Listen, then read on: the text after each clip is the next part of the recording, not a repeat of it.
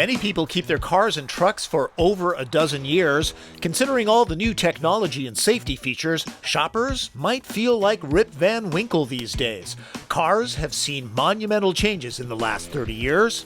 I'm looking back at 3 decades of automotive technology using my own cars, starting with this 1990 Mazda MX-5 Miata that I bought new, not exactly bristling with tech. This is about it. Reminisce with me.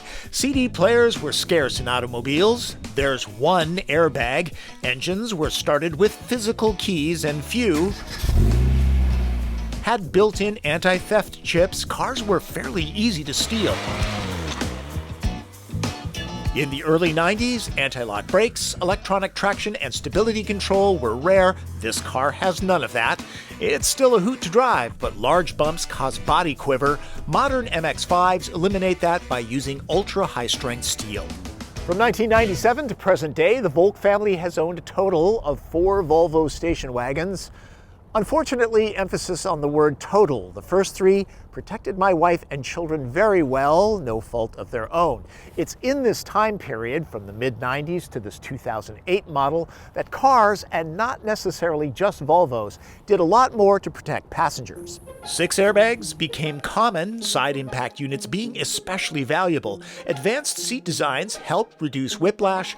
Anti-lock brakes plus traction and stability control systems became expected, then mandatory by 2013. In 2008, blind spot warning was cutting-edge stuff. New user interfaces allowed features to be tailored. GPS navigation systems were still uncommon, fussy, and expensive. Automatic braking began appearing around 2008. Wish this car had it, since it's the one my kids drive. Bless my wife's frugal heart, she chose a Kia Soul for its practicality and value. The milestone here? Premium features migrating to budget cars. When she bought it in 2012 for, if I remember correctly, $23,000, the appeal was a lot of tech trickle down from luxury cars, starting with keyless ignition, no pun intended, also a pretty good user interface for the day. It even came with a Navi system that was rare in budget-priced vehicles. The backup camera will soon be mandatory. Nearly all cars now have USB ports and Bluetooth for phones. The trend is towards thin sidewalls for less flex while cornering, and unfortunately a rougher ride. High-intensity lighting used to be reserved for premium brands. I'm a big design guy, so I couldn't pass up this 2014 Cadillac ELR. Its big story is the powertrain. It's a plug-in hybrid. It can be fully electric or run on gasoline, so there's no range anxiety. Fully charged, this one travels about 35 miles on battery alone. Once it's spent, the gas-powered generator seamlessly produces more electricity for hundreds of miles of travel.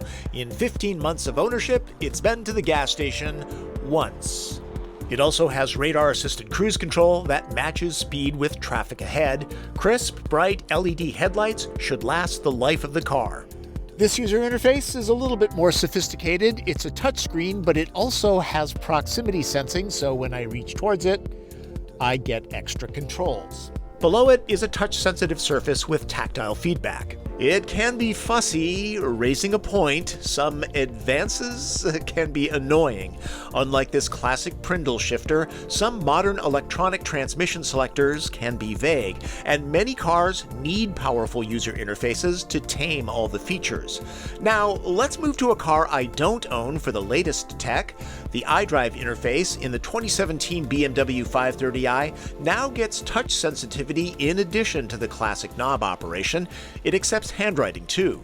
Here's another thing, the surround view camera system is neat all by itself, but if you do this, you can actually see all the way around the car. It can park itself with no one in the driver's seat. The 530 also has a semi-autonomous driving feature that's appearing on high-end cars.